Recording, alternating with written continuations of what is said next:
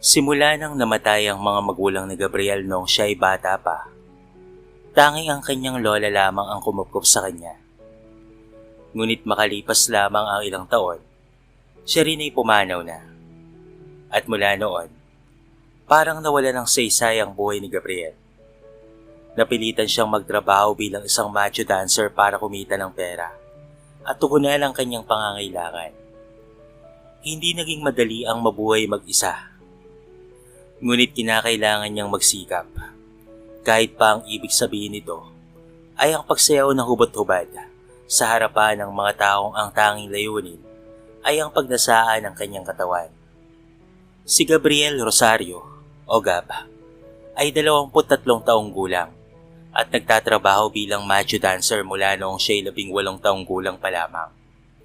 Nabubuhay siya sa pagsasayaw ng topless sa harapan ng mga mayayamang babae. Pati na rin ang ilang mga bakla na naaaliw sa kanya habang nagsasayaw siya sa entablado. Kitang-kita ni Gabriel ang kasiyahan sa kanilang mga mata habang pinapanood siya sa entablado. Sa paglipas ng mga taon, nawala na si Gabriel ng hiya sa pagpapakita ng kanyang machong katawan dahil natutunan na niyang mabuhay mag-isa sa loob ng 5 taon. Ang pagiging macho dancer ang dahilan kung bakit buhay pa rin siya hanggang ngayon. Matapos ang kanyang mainit na palabas, agad niyang pinunasan ng pawis sa kanyang katawan gamit ang tuwalya at uminom ng alak para mabawasan ang nararamdaman. Nakita niyang papalapit si JM, kapwa niya macho dancer. Ngumiti si Gabriel sa kanya at umupo si JM sa harapan niya. Masayang ipinagyayabang ang makapal na perang hawak niya. Pare, sabihin mo lang ako kung gusto mo pang kumita ng mas malaking pera ha. Ire-recommend kita. Tignan mo kung gaanong kalaki ang kinita ko ngayong gabi oh. Sabi ni JM habang nakangiti. Umiling si Gabriel dahil alam niyang galing iyon sa matandang babaeng dinadala si JM sa labas ng bar. Desperado na si JM na gawin ang lahat para lamang kumita ng pera. Maraming mayayamang babae ang naging kliyente niya at lahat sila ay nagbibigay sa kanya ng malaking halaga kapalit ng pakikipagtalik. Ikaw nang bahala kung ayaw mong magpatulong sa akin pre. Pero maninindigan ako sa trabahong napili kong ito.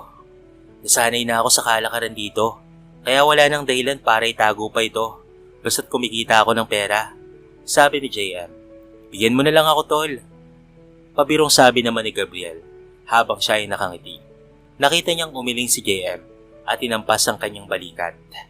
Tumingin siya kay JM at nakita niya itong nakangiti ng bahagya.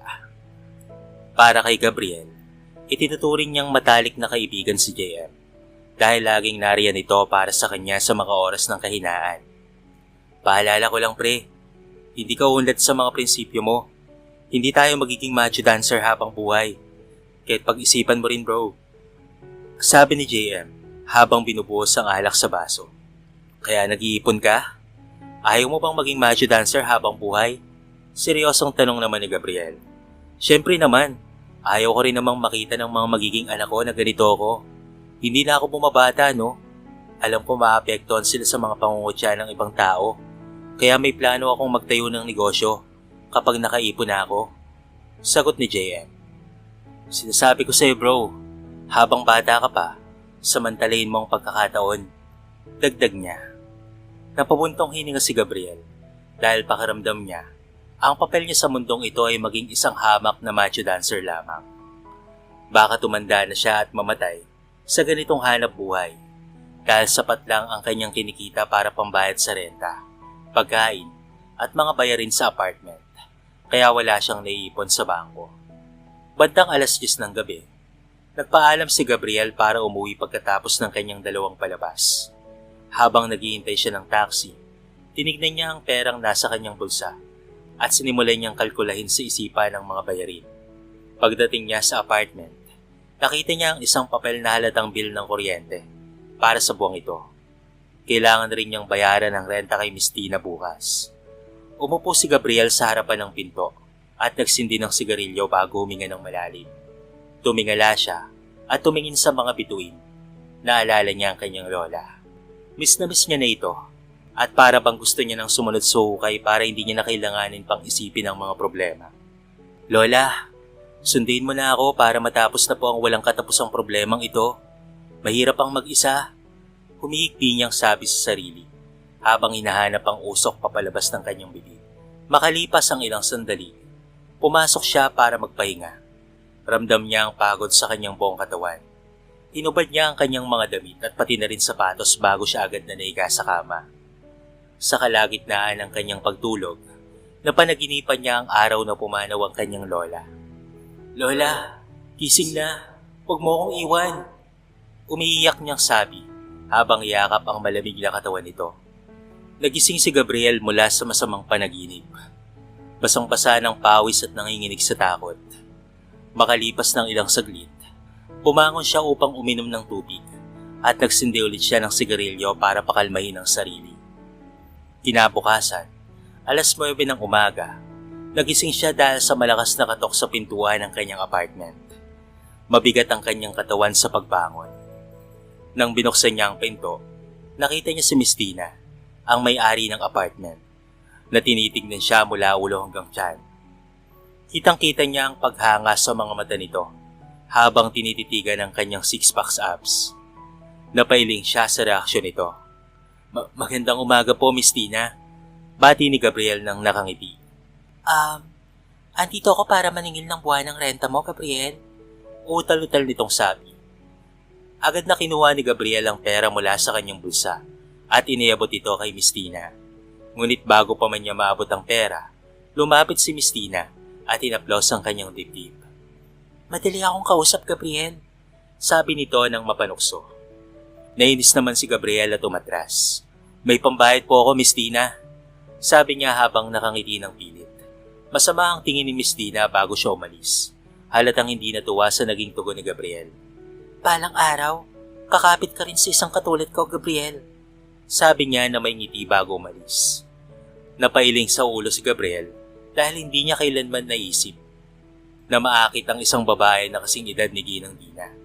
4 na po na siya, mataba, kulot ang buhok at may makapal na kilay, at naglalakad siya na parang pato. Tinitingnan niya ito na parang lola niya dahil ang mukha nito ay mukhang 10 taon na mas matanda kaysa sa tunay na edad.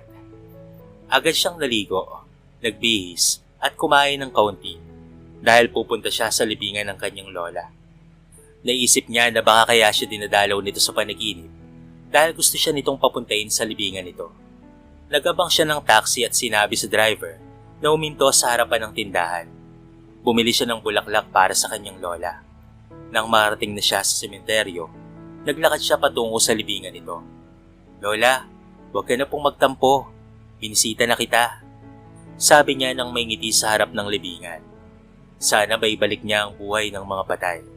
Gusto niyang maibalik ang kanyang lola, kahit isang araw lamang para maramdaman ulit ito, kahit yakapin siya. Ang daming gusto niyang sabihin at itanong kung sino ang pumatay sa kanyang mga magulang. Bakit sila pinatay at bakit siya naulila? Hindi niya maisip na kaya niyang mabuhay ng mag-isa. Habang naglalakad siya papalabas ng sementeryo, napansin niyang nawala ang kanyang wallet. Kaya't naguguluhan siyang pinapalatak ang buong pantalon niya.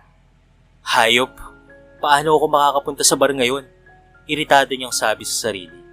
Wala siyang ibang pagpilian kung hindi ang maglakad ng 1 kilometro para makarating lamang sa bar sa eksaktong 7 p.m. dahil hindi siya pinapayagang malate, lalo na't mainit ang ulo ng kanilang manager. Naglakad siya ng mabilis upang makahabol sa oras dahil alam niyang mahaba pa ang kanyang lalakbayin.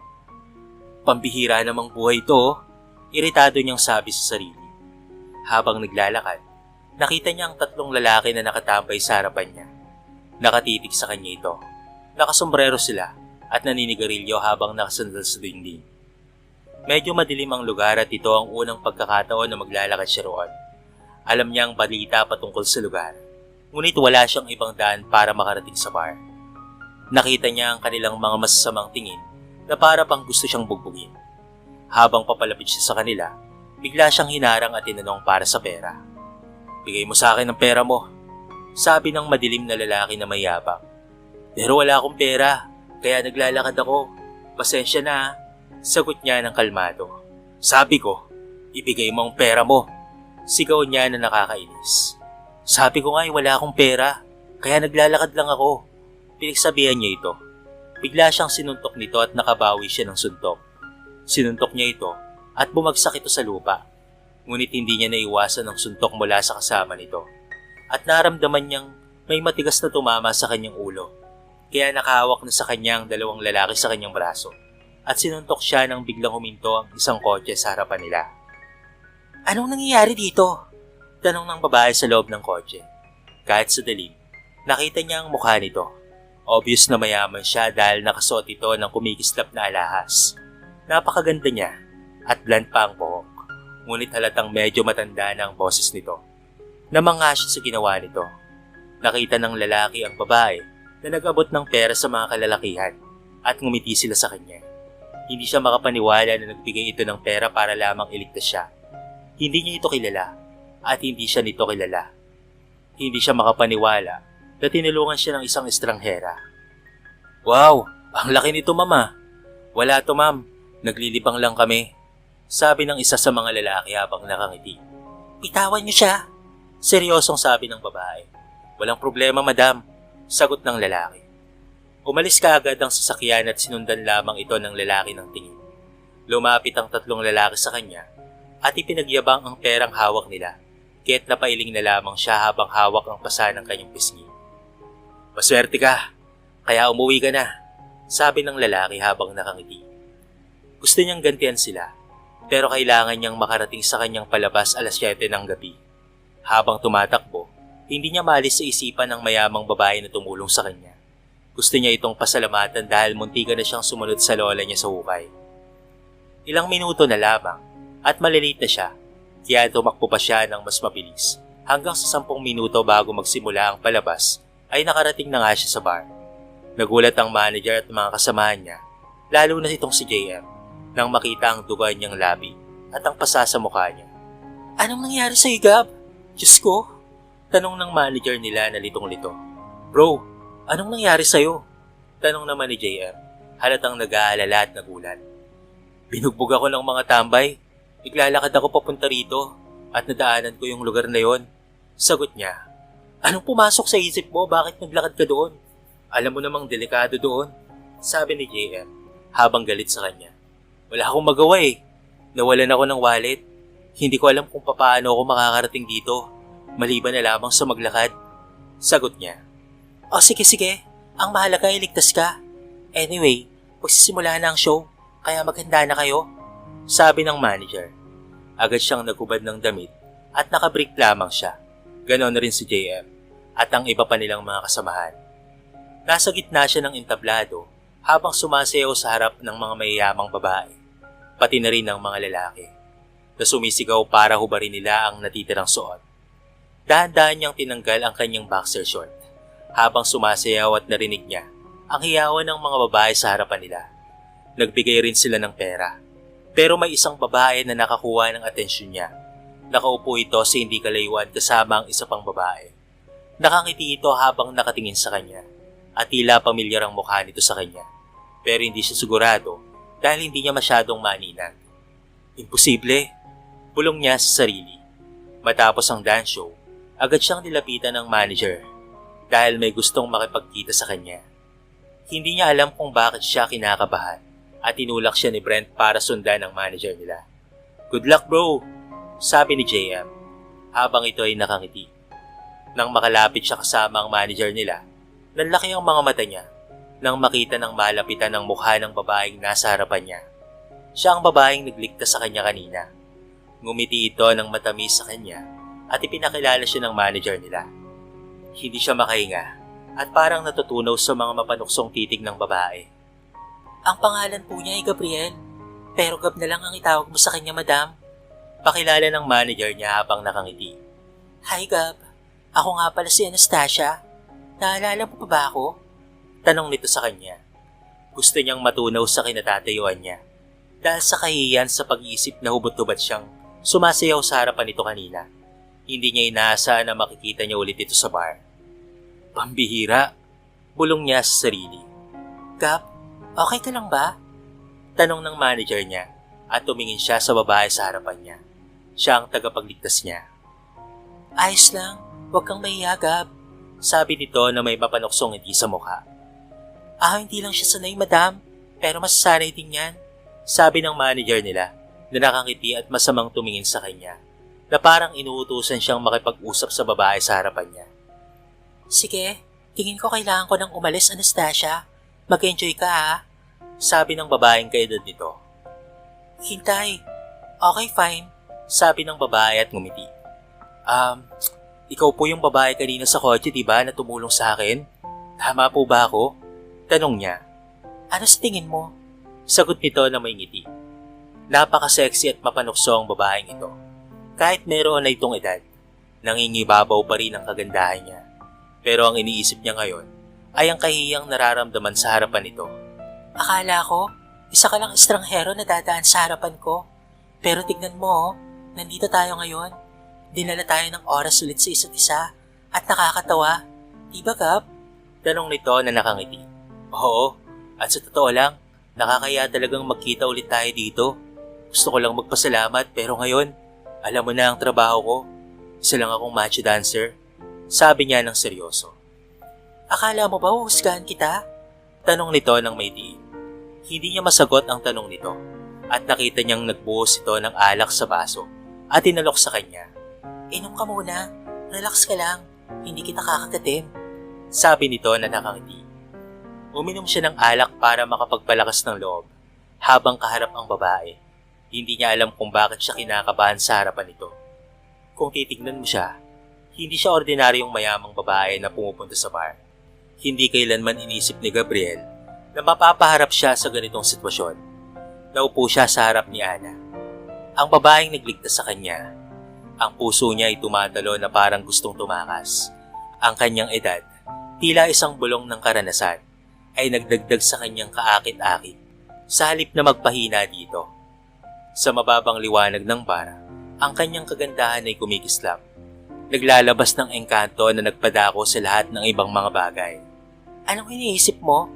Tanong niya. Ang ngiti niya ay may halo ng kalokohan at pati na rin init na mula ang pisngi ni Gab. Naalala ang kanyang nakakayang ginawa. Nagsayaw sa kanyang harapan. Wala sa kanyang kasuotan at damdamin. Ang alaala ay tila isang nakatagong melodiya na nanatili sa kanyang isip. Agad naman siyang hinila ni Anastasia at sumunod naman siya rito papalabas ng bar. Teka sandali, saan tayo pupunta? Tanong ni Gab. Ang kuryosidad ay may halong saya. Sumakay ka sa sasakyan? Utos ng babae. Tinawag siya ng nakaka-invite ng ngiti. Pagsakay sa loob, patuloy na ninakaw ni Gabriel ang sulyap sa kanya. Ang puso niya ay kumakabog. Ito ba ang unang pagkakataon mo sa bar? Tanong niya. Sinasaliksik ang tahimik na espasyo sa pagitan nilang dalawa habang umaandar ang makina. Hindi ito ang unang pagkakataon. At sana, itigil mo na ang pagtawag sa akin ng madam. Parang nagpapakita ito na matanda na ako para tawagin akong madam. Tawagin mo na lang akong Ana, okay? Sige, Ana. Pero totoo bang ito ang unang pagkakataon mong nakakita ng taong nagsasayaw ng ganoon sa harapan mo? Tumawa siya. Ang tunog ay puno at nakakaaliw. Hindi ito ang una, pero ikaw, iba ka. Napakahat mo. Ang init. Ang init ay pumapasok sa kanyang balat. Ang mga salita niya ay kinagawang buhay si Gabriel, pero nagpasimula rin ng kahinaan. Bago pa siya makapag-isip ng isang tugon, si Ana ay yumakap sa kanya at hinalikan siya. Ang halik ay nagbigay buhay sa kanyang primal na damdamin. Isang sayaw ng mga labi at tila na nagdulot ng kuryente na dumadaloy sa kanyang katawan. Mapapasayaw mo ba ako ngayong gabi, Gab? Bulong niya. Ang hawak niya ay malambot ngunit may aruga. Hinaaplos ang kanyang mukha sa kanyang mga kamay. Hindi may paliwanag ni Gabriel ang nararamdaman niya sa mga oras na yon. Para siyang nababaliw nang biglang humalik si Ana sa kanya. Dahil hindi naman siya ganito dati. Hindi niya nakikita ang sarili niya na pumatol sa isang kaedaran ni Mrs. Tina. Pero itong si Anastasia iba.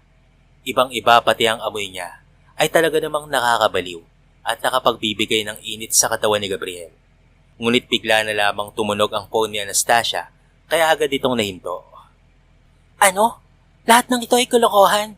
Isa lang itong simpleng trabaho na hindi mo pa nagagawa ng maayos. Maghintay ka sa akin doon para makuha mo ang hinahanap mo. Kalokohan. Sabi niya na may galit habang ibinababa ang telepono. Narinig niya kung paano siya pinagsabihan ng taong nasa kabilang linya at nakita kung gaano siya kagalit sa sandaling iyon. Tumingin si Anastasia sa kanya at kumuha ng isang bagay mula sa kanyang bag. Nabigla siya nang ibigay sa kanya ang malaking halaga ng pera. Kailangan kong umalis ngayon din. Kailangan kong ayusin ang kanilang gulo. Malilintikan silang lahat sa akin. Sabi niya habang paalis na. Hindi ko kayang tanggapin ito, sobrang dami. Sagot ng binata. Tanggapin mo, you deserve it. Mag-taxi ka na lamang dahil hindi ako makakasama sa iyo ngayong gabi. Magkita ulit tayo, Gab, ha? Sabi niya. Nakangiti at binigyan siya ng isa pang halik. Lumabas siya ng sasakyan at sinundan ang tingin ng kanyang sasakyan habang siya ay umaalis. Tumingin siya sa perang ibinigay sa kanya. Ito ang kanyang 2 buwang sahod at naramdaman niyang masaya siya sa isip na makakabilin siya ng gusto niya kahit na maraming damit.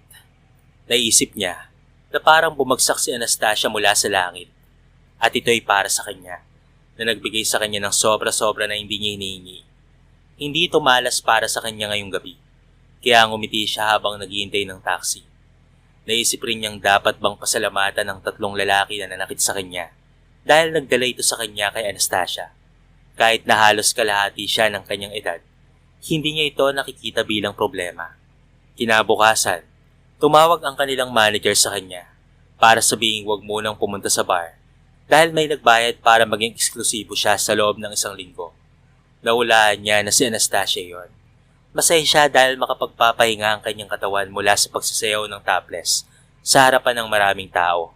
Ngunit hindi niya maalis sa isipan ang mahalik ni Anastasia. Biglang tumunog ang kanyang telepono at agad siyang sumagot. Hello? Sabi niya. Ako ito si Ana. Kamusta ang araw mo? Sinabi ba ng manager mo na ikaw ay eksklusibo sa akin sa loob ng 1 linggo? Tanong niya. Oo, Ana. Sagot niya habang nanginginig.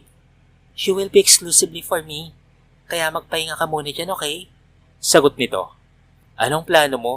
Bakit mo ito ginagawa para sa akin? Tanong niya na nagtataka. Sabi ko sa'yo, gusto kita. Sagot nito ng seryoso. Yun lang ba, Ana? Ayaw kong isipin mong inaabuso kita, ha? Sobra na ang ginagawa mo para sa akin. Sabi niya. Hayaan mo lang ako, Gab. Sana makita kita sa Miyerkules. Namimiss na kita, pretty boy. Sabi nito ng malambing. Ibinaba niya ang tawag at siya'y nagpahinga na nararamdaman ang hindi karapat-dapat na kabutihang ipinakita niya sa kanya. Bumalik siya sa kama na nais na makalis mula sa mundong kanyang kinaroroonan sa loob ng ilang sandali. Nais niyang sulitin ang mga gabi na hindi siya kailangan sumayaw para kumita ng pera. Nang mag-aalas 7 na ng gabi, nagising siya at agad na sinuri ang kanyang telepono para sa anumang mensahe o tawag mula kay Anastasia. Ngunit wala. Pumasok siya sa banyo para maligo at para na rin magbihis. Nang binuksan niya ang refrigerator, halos wala na itong laman. Tumingin siya sa pera na ibinigay sa kanya ni Anastasia at nagpa siya na bumili ng mga grocery sa Minimart. Naramdaman niyang masaya siya dahil meron siyang higit pa sa sapat na pera. Kaya bumili rin siya ng mga bagong polo shirt. Naisip niyang isuot ito kapag muli silang nagkita. Patapos ang kanyang mga binili, nagtaksi na nga siya pauwi. Biglang tumunog ang kanyang telepono at agad siyang sumagot. Hi, nasaan ka ba? Tanong nito. Nasdaan ako pauwi at bumili ako ng grocery. Salamat sa perang ibinigay mo sa akin kagabi, ha? Sagot niya ng nakangiti. No worries, it's yours. Kaya bumili ka ng gusto mo. Sabi niya, bumili na ako ng grocery ko, pero kailan pa tayo muling magkikita? Tanong niya. Namiss mo na ako, no? Sabi nito ng malambing. Ngumiti siya sa mga salita niya. Hindi niya naiintindihan kung bakit wala siyang pandidiri sa kanya. Kahit na pareho sila ng edad ni Miss Dina. Iba ang pakaramdam niya sa kanya. Napakaganda at hindi masyadong matanda. Oo, namimiss kita. Aming niya. Huwag kang mag-alala. Hindi ito magtatagal, Gab. Ang kailangan mo lang ay magpahinga. Sabi niya nang nakangiti. Naramdaman niyang gumuguhit ang ngiti sa kanyang mukha. Para siyang isang malaking biyaya sa kanyang buhay. Napaisip naman siya na baka nababaliw na siya para maramdamang gusto niya ang matanda. Kahit na 17 taon ang tanda niya. Nais pa rin niyang malaman ang higit patungkol sa kanya kung siya ay may mga anak na. asawa, o kung nakatira siyang mag-isa. Pagbalik niya sa apartment, inilapag niya ang kanyang mga binili at umupo sa kama na nawala sa mga iniisip patungkol kay Anastasia. Biglang tumunog ang kanyang telepono at hindi niya sinuri kung sino ang tumatawag. Masyadong excited na isipin na baka si Anastasia na naman ito. "Hello, Ana?" Sabi niya nang nakangiti. "Ana? Anastasia, ang bago mong sugar mommy," sabi ni JM. Tumatawa sa kabilang dulo. "Bahala ka nga dyan, papangasar kang sira ka," bulyaw niya bago pinatay ang phone. Sa bawat paghihintay ng tawag at text, ang mga pader na humahawak sa mga pagdududa ni Gabriel ay nagsimulang bumagsak. Ngunit hindi niya maalis ang tanong na patuloy na bumabalot sa kanya. Mahal na ba niya si Anastasia? Bakit ganoon na lamang ang nararamdaman niya? It's not all about the night they kiss, but it's all about the moment that he is with her. Priceless happiness. Lumipas ang mga araw na puno ng saya at pagnanasa sa pagitan ni Gabriel at Anastasia. Sa bawat sandali na magkasama sila sa kama, pakiramdam ni Gabriel na siya ang tanging mundo ni Ana. Mahalaga ang bawat halakhak, halik, at pati na ring yakap sa bawat pagdaan ng gabi. Lalong lumalalim ang nadarama niya na pagmamahal para dito. Hindi niya inaakalang may mali. Ngunit isang araw, habang nakahiga sila sa kama at abala si Anastasia sa paglalaro ng kanyang cellphone, biglang may tumunog na mensahe. Tahimik lamang si Gabriel. Pinipilit na hindi pansinin ang tunog ng notifikasyon. Ngunit napansin niyang tila nagmamadaling itinago ni Ana ang kanyang telepono. Na ikinagulat naman ni Gabriel. Kumabog ang dibdib niya. May kung anong kakaiba. Nagkunwaring hindi pansin. Tumalikod si Gabriel at nagpanggap na abala sa kanyang cellphone. Ngunit ang utak niya ay nagtatanong, bakit parang may itinatago si Ana? Hindi siya mapakali. Ilang minuto ang lumipas at nakatulog si Ana. Nasa tabi lang niya si Gabriel. Ngunit ang pag-aalala ay kumakahid sa kanyang isipan. Nakita niya ang teleponong hawak ni Ana at may mensaheng nakabukas. Bigil ang hiningang binasa niya ito. Ang mga salita ay tila kutsilyong tumatarak sa kanyang puso. "Sana next time, mas mahaba ang oras natin. Miss ko na yung halik mo." Puno ng pagyati at galit, binuksan pa ni Gabriel ang mga lumang mensahe at doon niya tuluyang natuklasan. Hindi lang siya ang lalaki sa buhay ni Anastasia. At marami pang iba. Isa lamang siya sa kanyang mga tinatawag na boys. Parang gumuho ang mundo ni Gabriel. Akala niya ay espesyal siya rito. Akala niya ay mahal siya ni Ana. Ngunit mali pala. Ang mga alaala ng matamis na sandali ay bigla na lamang naging mabait.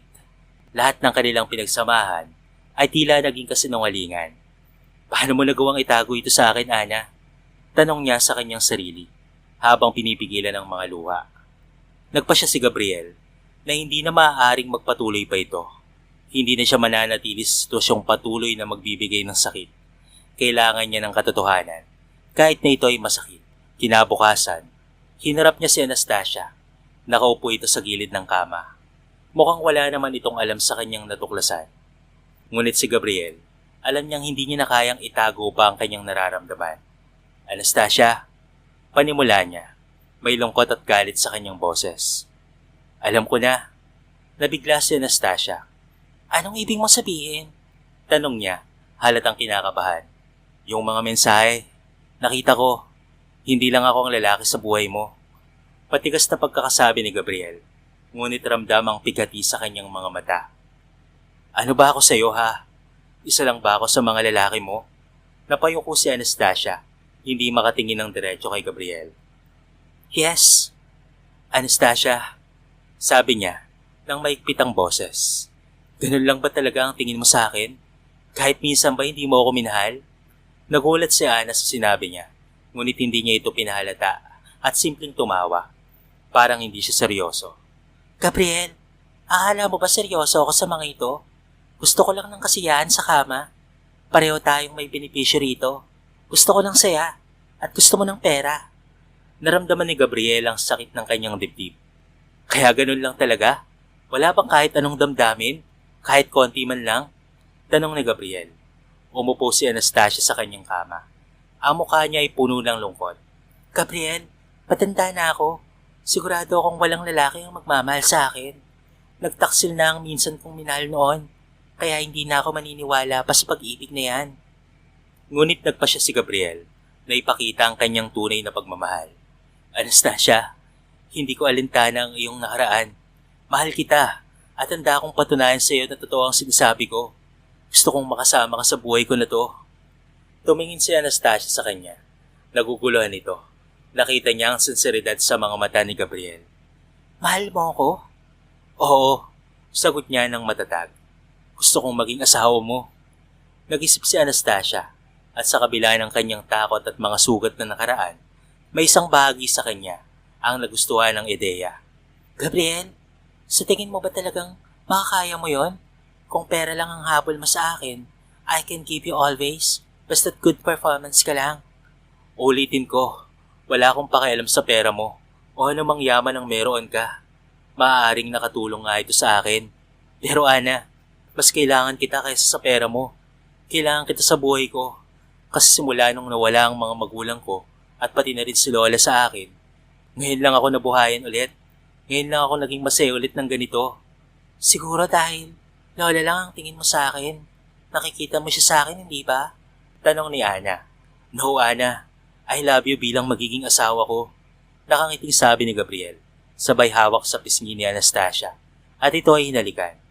Just tell me, you love me too, please. Malambing na sabi niya. I love you too, Gabriel. Tugon niya. Akin ka lang. Simula ngayon ay akin ka lang.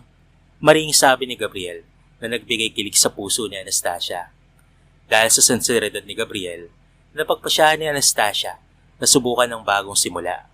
Sa uli, ay nagpakasal sila sa isang simpleng seremonya, puno ng pag-asa at pagmamahal. Nagsimula sila ng bagong buhay at unti-unti, natutunan ni Anastasia na muling maniwala sa pag-ibig sa piling ni Gabriel. Ngunit hindi nagtagal, isang araw, habang nag-uusap sila, nahulog ang isang peraso ng impormasyon na tila pumutok sa puso ni Gabriel. Ana, ano bang nangyari sa'yo sa nakaraan mo? Bakit parang takot na takot ka sa pagmamahal? Tanong niya na puno ng pag-aalala. Napabuntong hininga si Anastasia.